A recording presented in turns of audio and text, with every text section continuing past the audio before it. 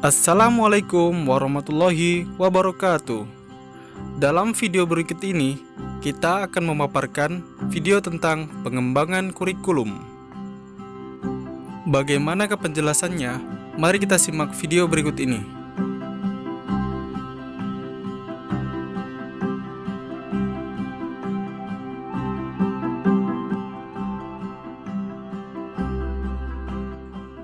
Pengembangan kurikulum.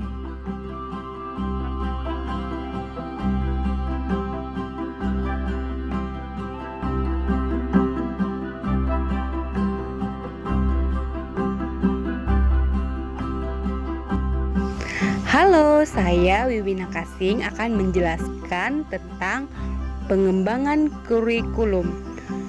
Pengembangan kurikulum merupakan suatu proses merancangkan, menghasilkan alat yang lebih baik dengan didasarkan hasil penilaian terhadap kurikulum yang telah berlaku, sehingga dapat memberikan kondisi belajar mengajar yang lebih baik.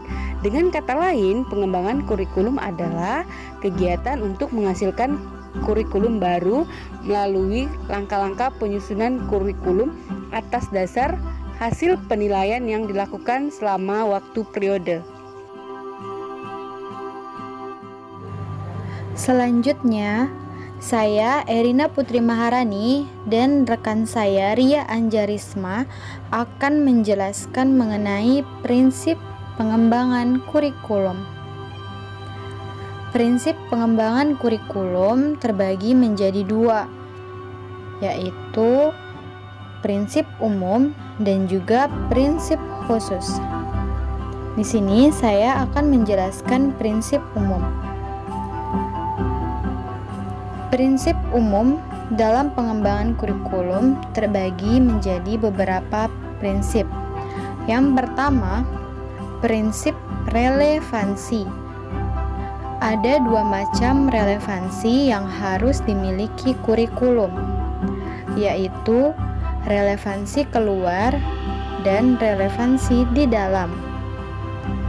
Relevansi keluar maksudnya tujuan, isi, dan proses belajar yang tercakup dalam kurikulum hendaknya relevan dengan tuntutan, kebutuhan, dan perkembangan masyarakat. Sedangkan relevansi di dalam yaitu ada kesesuaian atau konsekuensi antara komponen-komponen kurikulum, yaitu antara tujuan, isi, proses penyampaian, dan penilaian. Relevansi internal ini menunjukkan suatu keterpaduan kurikulum. Yang kedua adalah fleksibilitas. Kurikulum hendaknya memiliki sifat lentur atau fleksibel. Kurikulum mempersiapkan anak untuk kehidupan sekarang dan yang akan datang, di sini dan di tempat lain, bagi anak yang memiliki latar belakang dan kemampuan yang berbeda. Yang ketiga adalah kontinuitas atau kesinambungan. Perkembangan dan proses belajar anak berlangsung secara berkesinambungan. Dan yang keempat adalah praktis, mudah dilaksanakan, menggunakan alat-alat sederhana, dan biayanya juga murah. Prinsip ini juga disebut prinsip efisien. Betapapun bagus dan idealnya suatu kurikulum, kalau menurut keahlian-keahlian dan peralatan yang sangat khusus dan mahal pula biayanya, maka kurikulum tersebut dianggap tidak praktis dan sukar dilaksanakan. Dan yang terakhir adalah prinsip efektivitas. Walaupun kurikulum tersebut harus murah dan sederhana, tetapi keberhasilannya tetap harus diperhatikan. Keberhasilan pelaksanaan kurikulum ini baik secara kuantitas maupun kualitas. Selanjutnya, saya Ria Anjarisma akan menjelaskan mengenai prinsip pengembangan kurikulum, yaitu prinsip khusus. Ada beberapa prinsip yang lebih khusus dalam pengembangan kurikulum. Beberapa prinsip-prinsip ini berkenaan dengan penyusunan tujuan, isi, pengalaman belajar, dan penilaian. Prinsip berkenaan dengan tujuan pendidikan. Yang pertama, tujuan menjadi pusat kegiatan dan arah semua kegiatan pendidikan. Tujuan pendidikan mencakup tujuan yang bersifat umum atau berjangka panjang. Yang kedua, ketentuan dan kebijaksanaan pemerintah yang dapat ditemukan dalam dokumen-dokumen lembaga negara mengenai tujuan dan strategi pembangunan termasuk di dalamnya pendidikan. Yang ketiga, survei mengenai persepsi orang tua atau masyarakat tentang kebutuhan mereka yang dikirimkan melalui angket atau wawancara dengan mereka. Yang keempat, survei tentang pandangan para ahli dalam bidang-bidang tertentu dihimpun melalui angket, wawancara, observasi, dan dari berbagai media massa. Yang kelima, pengalaman negara-negara lain dalam masalah yang sama. Yang keenam, penelitian. Selanjutnya, prinsip berkenaan dengan pemilihan isi pendidikan. Memilih isi pendidikan yang sesuai dengan kebutuhan pendidikan yang telah ditentukan para perencana kurikulum perlu mempertimbangkan beberapa hal. Yang pertama, perlu penjabaran tujuan pendidikan atau pengajaran ke dalam bentuk perbuatan hasil belajar yang khusus dan sederhana. Yang kedua, isi bahan pelajaran harus meliputi segi pengetahuan, sikap, dan keterampilan. Yang ketiga, unit-unit kurikulum harus disusun dalam urutan yang logis dan sistematis. Ketiga ranah belajar, yaitu pengetahuan, sikap, dan keterampilan diberikan secara urut dalam urutan belajar.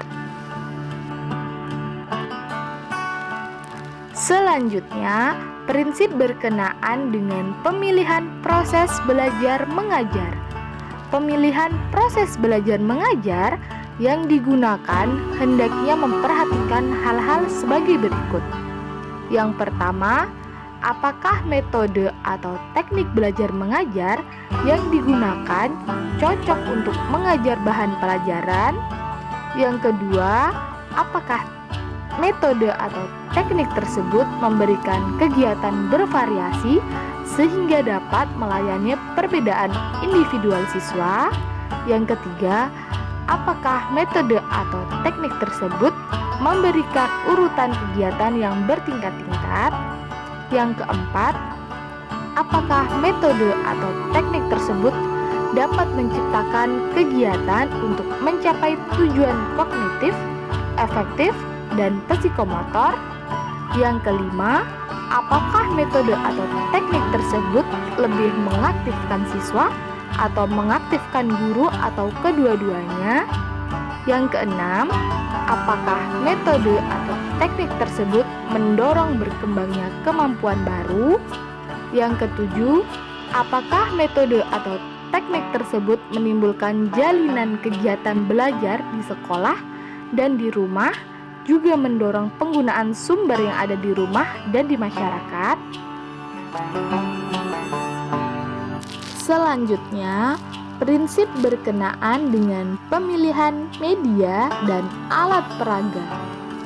Proses belajar mengajar yang baik perlu didukung oleh penggunaan media dan alat-alat bantu pengajaran yang tepat. Yang pertama, alat atau media pengajaran apa yang diperlukan? Apakah semuanya sudah tersedia? Bila alat tersebut belum tersedia atau tidak ada, apakah ada penggantinya? Yang kedua, Jika ada alat yang harus dibuat, hendaknya memperhatikan bagaimana pembuatannya, siapa yang membuat, pembiayaannya, dan waktu pembuatan.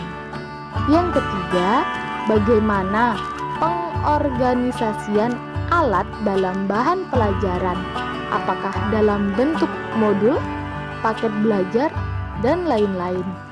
Yang keempat, bagaimana pengintegrasiannya dalam keseluruhan kegiatan belajar. Yang kelima, hasil yang terbaik akan diperoleh dengan menggunakan multimedia. Selanjutnya, prinsip berkenaan dengan pemilihan kegiatan penilaian.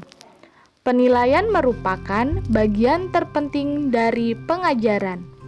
Yang pertama, dalam penyusunan alat penilaian, hendaknya diikuti langkah-langkah sebagai berikut. Rumusan tujuan-tujuan pendidikan yang umum dalam ranah-ranah kognitif, efektif, dan psikomotor. Uraikan ke dalam bentuk tingkah laku murid yang dapat diamati. Hubungkan dengan bahan pelajaran. Tuliskan butir-butir tes. Yang kedua, dalam merencanakan suatu penilaian, hendaknya perhatikan beberapa hal. A. Bagaimana kelas, usia, dan tingkat kemampuan kelompok yang akan dites. B. Berapa lama waktu yang dibutuhkan untuk pelaksanaan tes. C. Berapa banyak butir tes yang perlu disusun. D.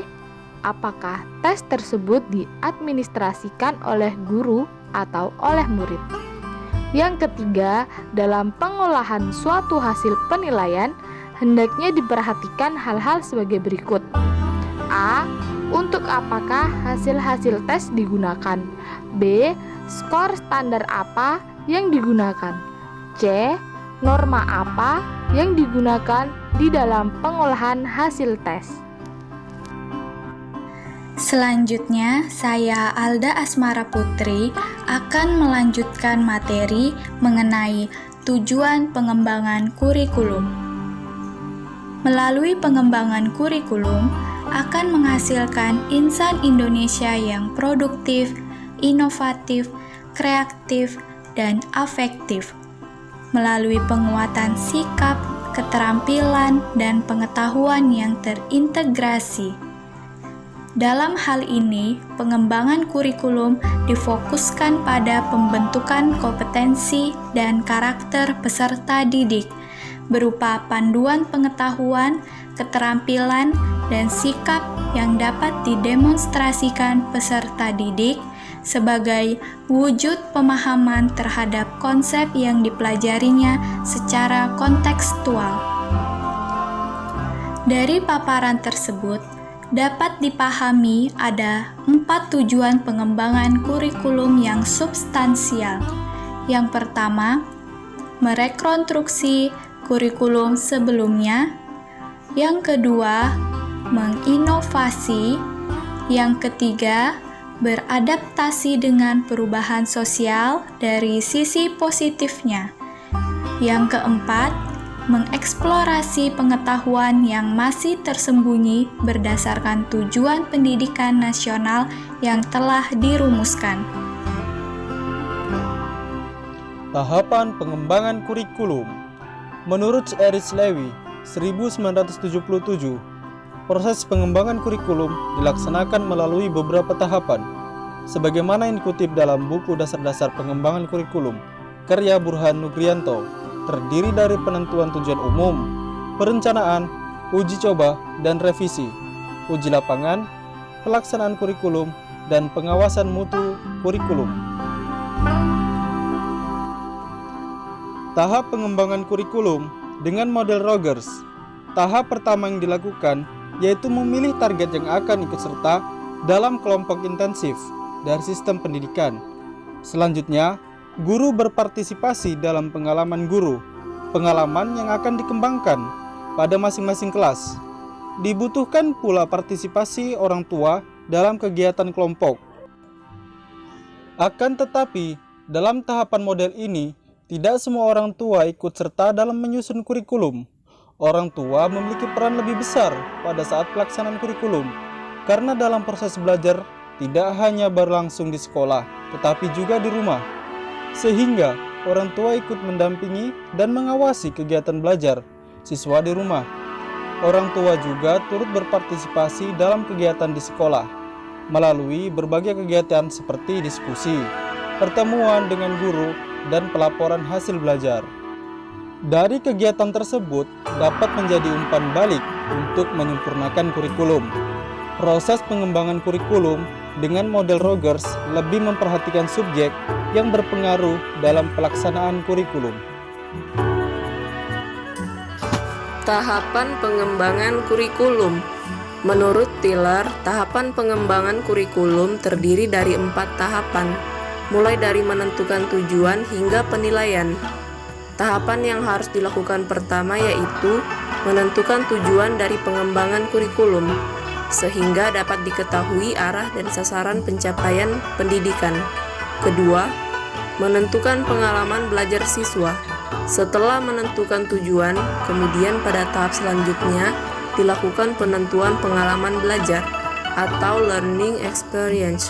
Ketiga, pengorganisasian pengalaman belajar. Pengorganisasian ini dibagi menjadi 2 jenis, yaitu secara vertikal dan horizontal. Keempat, penilaian tujuan belajar sebagai komponen yang dijadikan perhatian utama. Tahapan dalam mengembangkan suatu kurikulum yang pertama, menetapkan lingkup wilayah yang akan dicakup oleh kurikulum tersebut. Setelah menetapkan lingkup wilayah, kemudian menetapkan personalia, yaitu pihak yang ikut dalam proses pengembangan kurikulum. Proses pengembangan kurikulum menurut Taba dapat dilakukan dengan 5 langkah. Dimulai dengan mengadakan unit-unit eksperimen bersama guru-guru. Selanjutnya menguji unit eksperimen. Setelah itu revisi. Selain melakukan revisi atau perbaikan, juga diadakan konsolidasi. Setelah melakukan kegiatan revisi dan konsolidasi, kemudian mengembangkan keseluruhan kerangka kurikulum.